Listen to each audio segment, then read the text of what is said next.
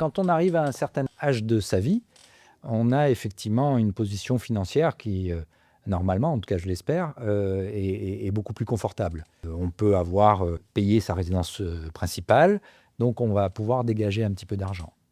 Ou on peut avoir aussi également de l'argent qu'on a réussi à capitaliser. On peut imaginer, la plupart du temps, dans ce cas de figure, les gens se disent: bon, ben voilà, maintenant je dégage un peu plus d'argent, je vais acheter un petit appartement, puis je vais le mettre en location et voilà, ça me payera ma retraite. Ok. Mais en faisant ce calcul de cette manière-là, finalement, on va être obligé, malgré un apport qui parfois est conséquent, quand même, la plupart du temps, en tout cas, compléter avec un prêt immobilier.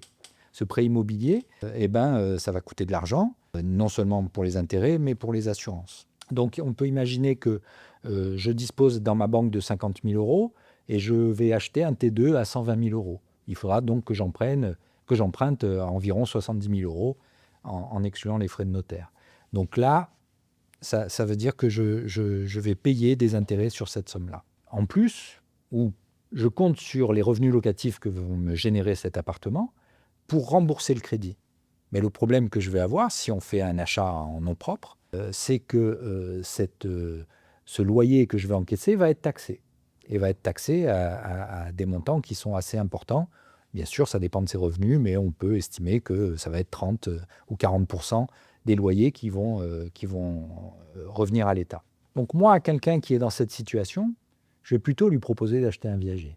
Je vais plutôt lui proposer même d'acheter plusieurs viagers.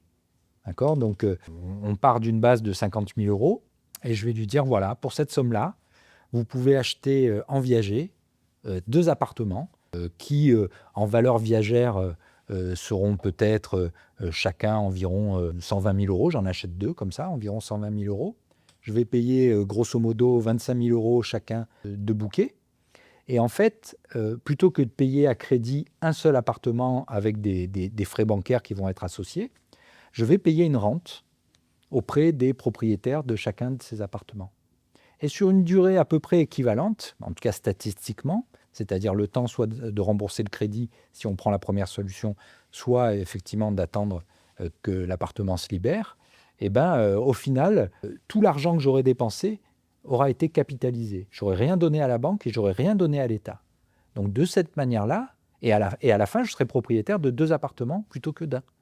Donc pour moi, pour quelqu'un qui est dans cette situation, c'est-à-dire une situation financière qui est confortable sans pour autant être quelque chose d'exceptionnel, je lui conseillerais beaucoup d'acheter en viager, même s'il a 40 ans, même s'il a 50 ans, parce que d'un point de vue patrimonial, si ce n'est pas lui qui en profite, ça sera ses enfants.